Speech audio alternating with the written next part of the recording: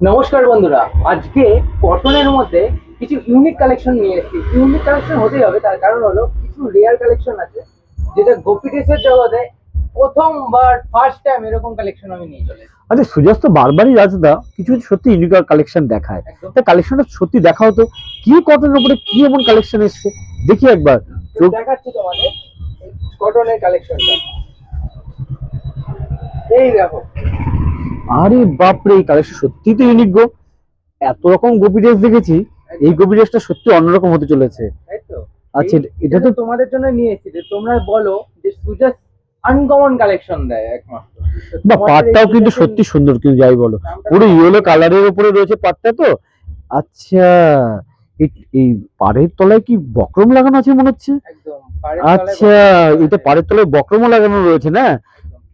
বাহ, এটা সত্যি ইউনিক। এরকম কিন্তু কালেকশন কিন্তু মায়াপুরে হোক নবদ্বীপে কেউ কিন্তু করে ওঠেনি। এই প্রথম সুজাস যে এরকম একটা কালেকশন করেছে। আর ঘেরটা দেখো, ঘেরটাও কিন্তু বড়, বাহ অনেকটাই বড় ঘের। কোমরকুচি। বাহ, কালেকশনটা সত্যি ইউনিক হতে চলেছে।